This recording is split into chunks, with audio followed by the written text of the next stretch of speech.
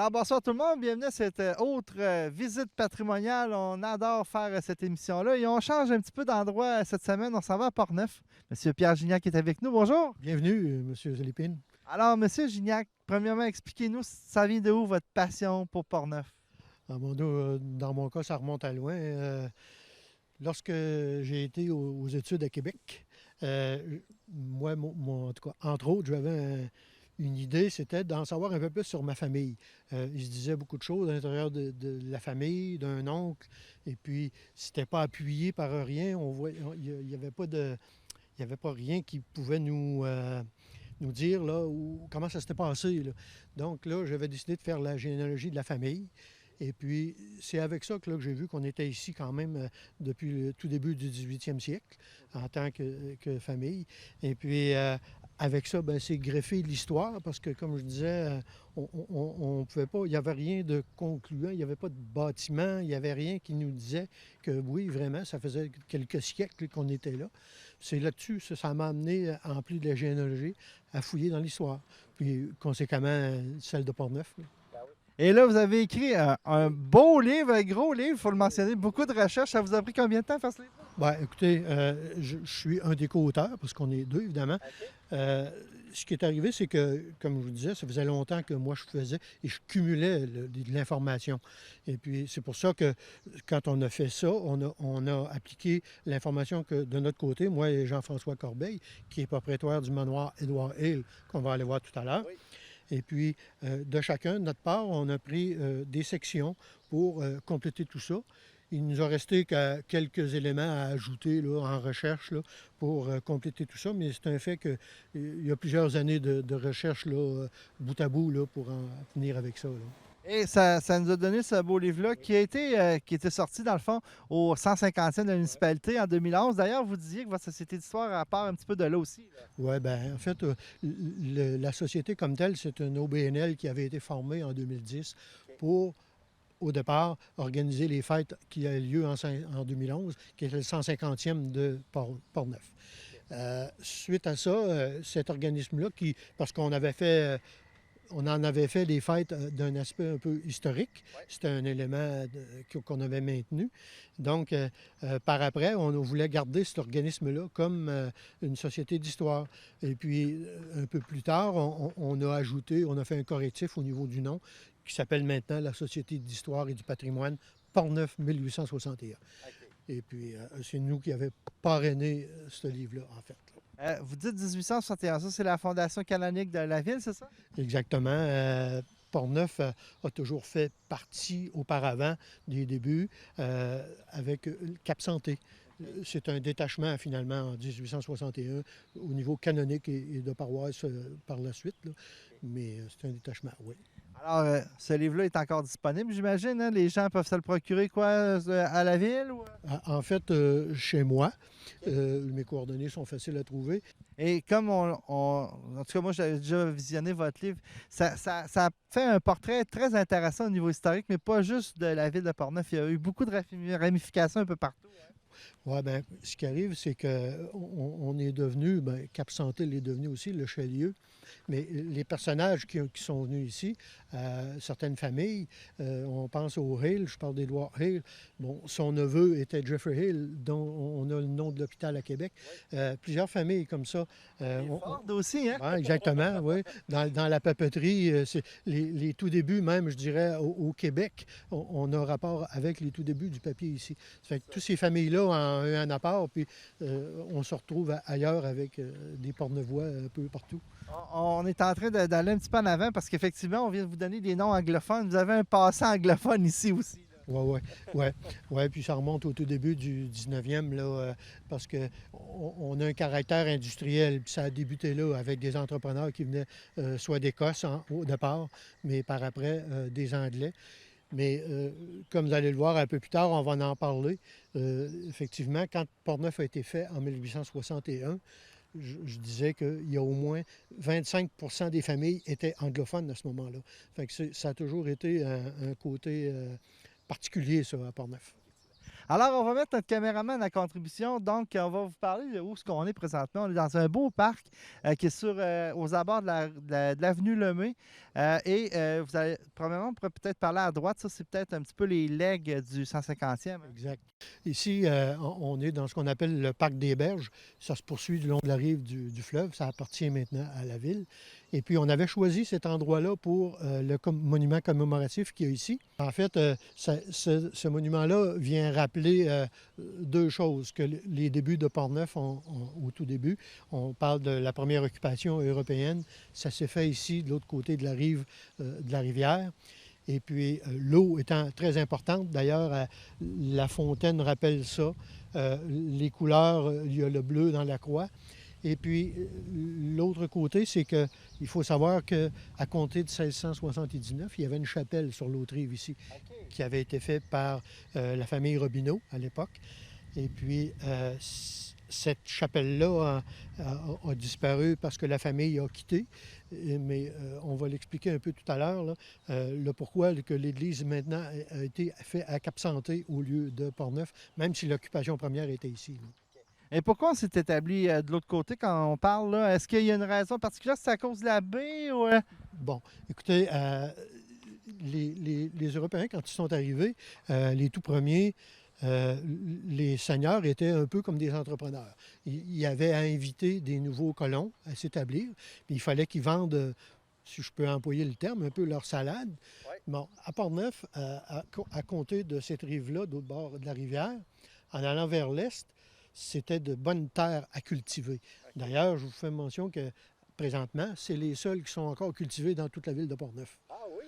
Okay. Par le même présentement, mais ça a fait vivre plusieurs familles à l'époque. Ben oui. Et puis, donc, il y avait un intérêt déjà à ce moment-là.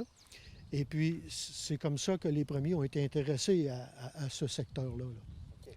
Là, vous me parlez sur votre plan de Jacques Leneuf, sieur de la poterie. Ça, c'est pas mal dans les premiers qui sont venus ici. Oui. Oui, ben, en fait, quand on a fait les fêtes en 2011, il y avait un autre côté que nous, on pouvait révéler, c'est qu'il y avait quand même eu 375 ans d'histoire à Portneuf. Parce qu'on sait, de par des documents, que ce monsieur-là, Jacques Leneuf, en fait, est arrivé ici autour de 1636. Ça, c'est une façon officieuse, donc il avait eu la seigneurie de Portneuf. Ça s'est fait de façon officielle en 1647, mais lui, on le sait qu'il est déjà en 1636, il était établi ici. Après ça, ça a été une aventure, parce que là, évidemment, on avait le phénomène iroquois. Donc, il a fallu qu'il débute, mais qu'il repousse de temps à autre. Il est retourné à Québec, il est revenu. Donc, il y a eu un peu d'aventure au tout début, là. Dans le fond, quand on se transporte à ces époques-là, c'était des seigneurs à qui on donnait des terres pour développer. Est-ce que dans son cas, c'était la même chose ou c'était différent? Oui. Bien, différent un peu parce que là, lui, l'autorisation de tout ça venait de la France. Okay. Par après, ici, quand ils ont commencé à instaurer avec les intendants, les intendants géraient le secteur et puis là, on distribuait des seigneuries et puis ces gens-là, il fallait qu'ils les mettent en valeur. Donc, il fallait qu'ils amènent des censitaires et puis qu'ils s'établissent. Et puis, chacun avait une redevance envers le seigneur. C'est un système français, c'est un système féodal qu'on appelle. Et puis, chacun se redevait au seigneur de la place. Tantôt, vous avez parlé rapidement qu'il y avait beaucoup d'Iroquois dans le coin, c'est ça? Bien, d'après les relations des Jésuites, on a eu quelques aventuriers là, qui sont venus ici. D'ailleurs, les premières installations de Leneuf aurait été brûlé par une escarmouche avec les Iroquois. Okay. Mais c'est ce qui d'ailleurs les avait amenés à retourner vers Québec. Donc, ils sont revenus dans les années 1660 lorsque le régiment Carignan-Salière est venu un peu les repousser vers l'Ontario. Donc, là, il y avait une liberté qui s'est faite. Puis c'est ce qui a amené d'autres gens à s'établir là à Portneuf. Okay. On vient de parler rapidement des Jésuites. Parlez-nous un petit peu de leur importance ici. Bien, je vous dirais que nous, selon eux, c'est par leur relation, là, parce qu'ils ont écrit qu'on a pu établir là, des liens avec les tout premiers. Okay. Par contre, c'est plutôt la communauté des Récollets qui a eu un impact. Ouais, parce que les Récollets sont venus tour à tour et puis c'est eux qui ont occupé, je veux dire, ceux qui ont desservi plutôt la chapelle qu'il y avait ici. Donc, les premiers baptêmes, mariages, il y a eu des sépultures d'ailleurs, ici, juste de l'autre côté, autour de la petite chapelle qui était en service environ vers 1679. Mais après le décès de René Robineau, qui avait fait cette chapelle-là, les garçons étaient plus intéressés à une deuxième seigneurie qu'ils détenaient, eux autres, à Bécancour. Il y a eu comme un creux là, dans la gestion un peu de la seigneurie. Les gens ont été laissés un peu à eux-mêmes. Et puis, c'est un petit peu pour ça que l'église de Cap-Santé, qui est maintenant une deuxième, mais qui en a eu une première qui remonte à très loin, c'est que les Robineau, eux, ici, gardaient depuis l'anse de Cap-Santé jusqu'à la limite ouest de Portneuf, gardaient ces terres-là comme étant les terres domaniales. Donc, les quelques autres censitaires qui sont venus s'établir l'ont fait, mais de l'anse de Cap-Santé en allant vers la rivière Jacques-Cartier. Donc, vers les années 1710, la majorité des gens qui étaient établis dans l'endroit l'étaient, mais à partir de l'anse de Cap-Santé en allant vers la rivière Jacques-Cartier. C'est donc là qu'eux ont décidé qu'il y aurait une église dans le milieu de leur occupation, si on veut, parce que de ce côté-ci, il n'y avait pratiquement personne. Oui, ça fait tout un développement, cette histoire-là. Oui, bien, c'est ça, c'est particulier, là. C'est un peu un concours de circonstances, là, mais c'est ce qui a fait que finalement, l'Église, même s'il y avait quelques personnes encore déjà à Portneuf, là. On va passer maintenant au toponyme Portneuf. Pourquoi ça s'appelle Portneuf? Est-ce qu'il y a sûrement qu'il y a une signification? Oui, bien ça nous a un peu intrigués parce que à l'époque, il y avait un historien, M. Pierre-Georges Roy, puis il est un historien très reconnu, là. Mais lui, il avait émis une hypothèse en reliant une partie du nom de Jacques le Neuf en parlant, mais c'est une hypothèse. Nous, on en a émis une autre parce qu'en fouillant, parce que nous autres, dans les écrits, on voyait souvent que quand on parlait de Portneuf, on disait « au Portneuf », A-U. Donc, on indiquait un endroit. Et puis, le mot « port », en fouillant, on a trouvé que finalement, Champlain l'avait déjà utilisé. Les Basques avaient fait la même chose sur la Côte-Nord, puis on sait que les Basques étaient là du temps même de Jacques Cartier. Et puis, ce nom-là était d'ailleurs sur une carte qui a été, dont les informations avaient été fournies par Champlain. Il y a un lieu sur la Côte-Nord maintenant qu'on nomme Portneuf-sur-Mer, mais sur une carte que lui avait établie bien avant l'arrivée de Jacques le Neuf ici, on parlait du Port-Neuf-sur-Mer dans ce secteur-là. Donc, le toponyme tel quel, je pense qu'il est plus vieux que l'a été selon ce que M. Georges Roy avait émis. Donc, on voit le quai ici. C'était déjà un débarcadère Portneuf comme tel là, pour les bateaux. Bien, en fait, ce qu'il faut savoir, là, c'est que tout près à Deschambault, il y a dans le rétrécissement du fleuve, il y a ce que Champlain avait nommé d'ailleurs, c'est le rapide Richelieu. Ça a été très connu. Maintenant, il est praticable facilement parce que le fleuve a été remanié depuis plusieurs années. Mais à l'époque, c'était une embûche, ça. Donc, ici, Portneuf, il fallait que les bateaux attendent pour aller plus haut. Il fallait qu'ils attendent. Donc, ça devenait un port naturel, ni plus ni moins, là. Donc, pour attendre le moment propice pour franchir cette étape-là, là. OK. Alors, les premiers habitants, je pense est-ce qu'on en a pas mal parlé ou on peut... Bien, ce qui est intéressant, c'est qu'en 1660, quand ils sont revenus, il y avait plusieurs gens. Donc, il y a un monsieur Jacques Couillard qui s'est marié, lui, à Québec, dans les années 1660. Et puis, tous les témoins qui étaient à son mariage disaient qu'il demeurait ici, à Portneuf. Il était plusieurs familles, au moins une demi-douzaine de familles. Mais curieusement, quand René Robineau, qui était le gendre de Jacques le Neuf, est venu pour s'établir ici, tous ces gens-là ont quitté. Et puis, la majorité d'entre eux ont fondé Grondines. On retrouve ces mêmes gens-là du côté de Grondines. Bon, il y a plusieurs hypothèses avancées là-dessus. Les Robineau, semble-t-il, avaient une réputation peu enviable, mais quoique là, c'était quand même récent pour leur arrivée. On peut regarder aussi que peut-être que ces gens-là ne voulaient pas nécessairement avoir un seigneur tout près d'eux. Et puis, du côté de Grondines, bien, ça appartenait à une communauté religieuse. c'est peut-être cet aspect-là qui ont fait que les gens ont déménagé, là. Ça, c'est des bouts de l'histoire qu'on connaît un petit peu moins. Oui, exact. Ça va être à confirmer, ça. OK. Ensuite de ça, il y a eu une baronnie en 1681. Oui. Ouais. Ben, en fait, quand je vous parlais de la famille Robineau, certains intendants se sont plaints de ces gens-là. Ces gens-là avaient une idée, je pense que ça a été pour me démontrer. Ils voulaient faire du commerce et puis ces gens-là avaient une ambition envers un peu pécunier, là, si on veut. Et puis, donc, les intendants s'étaient plaints au roi, mais la réponse du roi a été de nommer la seigneurie de Portneuf en baronnie. Donc, ça a été un appui inconditionnel à René Robineau. Mais l'élément qui est intéressant, c'est que dans toute l'Amérique française, il y en a seulement eu 4 baronnies.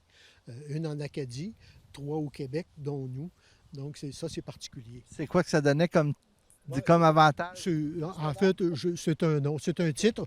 Le titre honorifique à l'époque était important. Mais ça donnait une importance à l'individu, mais pas plus que ça, je pense pas. En tout cas, nous, on peut s'en glorifier encore. Et puis par la suite, vous êtes devenu un domaine seigneurial, c'est ça? Bien, à chaque fois que ça vient avec. Parce que dans le système féodal, là, en fait, le type devait de louer des terres à certaines personnes, mais il se devait de s'en garder une partie. Et ça, c'était des engagés à lui qui faisaient le travail sur ces terres-là. Okay. Parce que, en principe, ce seigneur-là, quand on parle de la banalité, il devait lui fournir un moulin pour que les gens puissent moudre leurs grains, carder la laine, etc. Et puis ça, c'était son devoir à lui. En retour, les paysans, eux, devaient aller là expressément pour faire moudre leurs grains. Ça a été une lacune un certain temps à Portneuf, parce que, comme je vous disais, la famille Robineau a plus ou moins vu à cet aspect-là de la seigneurie. Donc, il y a été un temps où les gens devaient aller soit du côté de Deschambault et du côté d'un peu plus loin en l'arrière de Cap-Santé pour faire moudre leurs grains là, à l'époque. Et par la suite, vous voulez qu'on parle un petit peu de la chapelle de la Nativité puis de l'église de Cap-Santé? Bien, c'est ce qu'on a dit tout à l'heure. Ouais. C'est que, en fait, les registres religieux de Cap-Santé, on les a ouverts, puis on les met officiellement de 1679 à nos jours. Mais il faut dire que les données de 1679 à 1710 environ, la plupart ont été faits ici, à la Petite Chapelle. Et puis d'ailleurs, c'est pour ça qu'il y a des gens même qui sont ensevelis là. Et puis je vous dirais que la première épouse de l'ancêtre des Gignac en Amérique était quelque part sur la rive là, ou autour de la Petite Chapelle, mais on ne connaît pas l'endroit exact, mais c'est tout près ici. Ouais, c'est ça, il n'y a pas eu de fouille, vous ne savez pas c'est où. Il n'y a pas eu de fouille. Et puis, certaines familles à l'époque disaient qu'il y avait des restes d'un solage, puis eux l'apparentaient à la chapelle. Par contre, nous, on sait qu'en 1715, lorsque le dernier Robineau est décédé, le fils Jacques Robineau, il y a eu un inventaire. Et puis là, on parle des bâtiments. Et puis la chapelle, elle, était en bois. C'était une petite chapelle sur une simple fondation. Ça fait que ce qui a été trouvé en amoncellement de pierre, je crois que c'est plutôt une bâtisse qui faisait partie de ce groupement-là, mais non pas la chapelle comme telle. Okay. Mais ça devait être tout près. Alors, on vous revient dans quelques instants. On va parler du domaine industriel.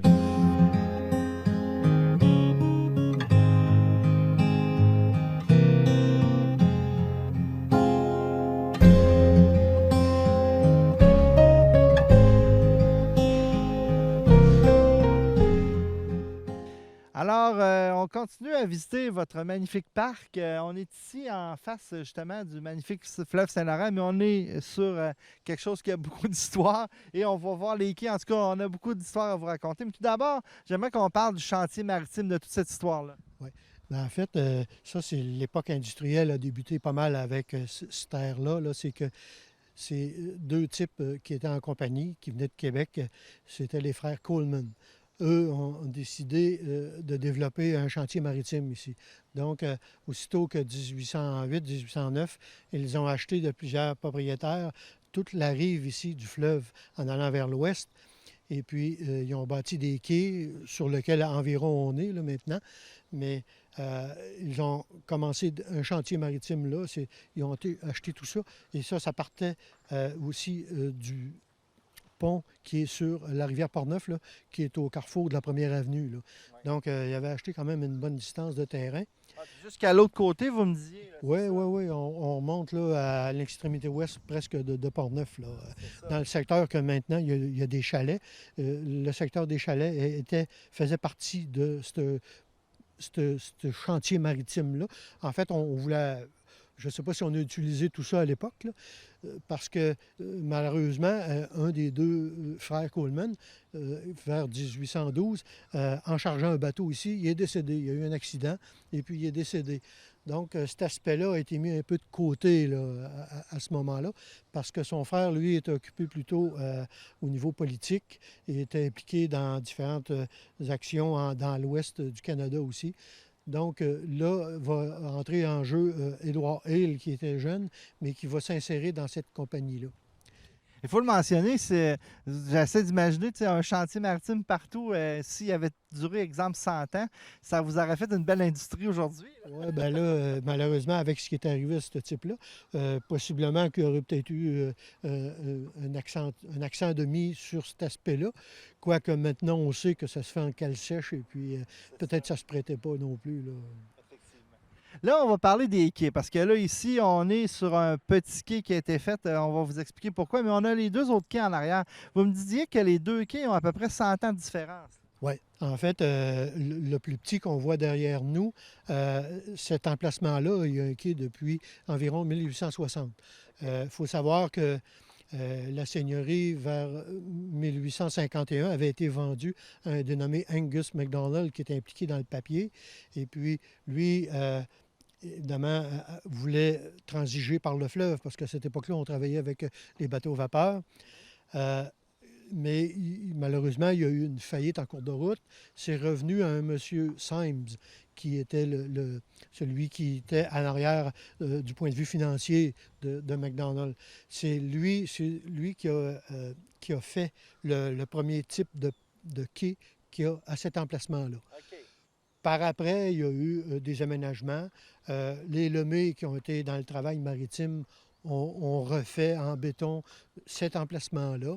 Ils l'ont utilisé longtemps d'ailleurs. Ouais, parce qu'on voit, il est comme en deux parties, le petit quai. Hein? Oui, bien, en fait, la partie bétonnée qui est rigide, c'était le quai ancien. C'est qu'à un moment donné, un peu plus tard, ça a été délaissé. Le quai était un peu désuet. Ça a été repris par, en tout cas, la ville dans un projet avec l'aluminerie Alcoa. OK. Ils ont fait un parc là, pour les oiseaux, pour observer les oiseaux aquatiques, entre autres. Et puis, il y a eu un empierrement là, qui a été fait pour assurer là, le quai là, en question. Puis le grand quai, lui, il date de quelle année? Bon. Le Grand Quai, ça s'est fait dans les années 1956 à 58 environ. Oui, oui, oui. Et puis, c'est un quai qui a évidemment une espèce particulier. C'est le seul à peu près sur le Saint-Laurent à avoir cette longueur-là, qui est d'environ 1 kilomètre. C'est assez profond aussi à l'autre bout. Oui, bien, évidemment, ça a été creusé parce qu'il était en bordure du chenal du fleuve, mais ça a été entretenu pour accueillir plusieurs bateaux. À l'époque, quand ça a commencé, c'était ce qu'on appelait les goélettes, qui étaient sur le Saint-Laurent. Puis, ça fournissait, en fait, là, de l'effort à les usines comme le ciment à Saint-Basile, le papier à Donnacona. C'était un peu dans ce but-là que ça avait été bâti. OK, c'était pas privé, c'était vraiment le gouvernement qui avait créé ça. Oui, le gouvernement fédéral est en arrière de ça. Là. On ne parlera pas ici de l'aspect politique de l'événement, là, mais ça avait un impact, oui, pour bâtir une telle chose. Là. Puis les gens ici pensent que c'est un troisième quai, ceux qui arrivent, les touristes, mais c'est pas du tout le cas. Là. Non. En fait, on est sur l'emplacement où était le moulin assis Lemay. Ce moulin-là, en fait, a été détruit il y a quelques années. Bon, il y a eu des protestations, il y a eu en fait Un bon débat. Hein, un bon débat là-dessus. pour pas dire une saga. Mais finalement, ce qu'on peut voir, ce sont les ruines et les restes du moulin qui a été ici, qui a fait quand même une bonne époque. Monsieur Lemay a été un entrepreneur très actif. Ses fils ont d'ailleurs poursuivi dans la construction, autant dans les quais que dans les usines. D'ailleurs, les usines de chez Ford, ça fait partie de leur construction. Certaines résidences un peu plus cottues, de la place aussi. On parle de quelle année à quelle année environ? Ben, celui-ci où on était, c'est en fait, M. Lemay en a fait deux. C'était son deuxième, qui a établi vers 1892 environ. Il en avait fait un une dizaine d'années auparavant, un peu plus haut ici sur le terrain, mais qui malheureusement a brûlé. Il s'est repris et puis là, il l'a refait plus près de l'eau pour utiliser, on pense en tout cas, la rivière pour acheminer les bio, parce que lui avait quelque chose de particulier, c'est que là, il fonctionnait à la vapeur. Il avait acheté un moteur, un engin en Europe qui propulsait, qui faisait la vapeur, puis qui a alimenté une scie ronde. Ça, c'était particulier à ce moulin-ci-là, à cette époque-là. Et vous vouliez qu'on parle aussi du moulin McDonald. Lui, il était où? Ouais. Bien, tout à l'heure, on était près du monument commémoratif. C'est un peu vis-à-vis ça. Dans la même lancée qu'Angus MacDonald, on parlait des quais tout à l'heure, son entreprise, il voulait utiliser. Bon, il a construit tout près de ce monument-là, dans les années 1850, un moulin à scie. D'ailleurs, dans la rivière, parmi les photos que vous allez voir, il y a les vestiges d'un barrage qui était situé à quelques centaines de pieds au nord de la route 138 actuelle, qui barrait la rivière. Et puis, il y avait un canal de dérivation là, qui apportait l'eau à ce moulin-là. Les derniers vestiges de ce barrage-là sont disparus en 1938 parce qu'on a eu un coup d'eau phénoménal, là, qu'on va reparler un peu tout à l'heure. Effectivement, vous avez eu quelques coups d'eau phénoménales au fil de l'histoire. Ah oui, oui. La rivière a été le site de tout ça. Celui qui a marqué le plus, c'est 1938 parce qu'il y a eu des décès. Mais c'était récurrent, oui, que la rivière, de temps à autre, là, sortait de son lit. Là.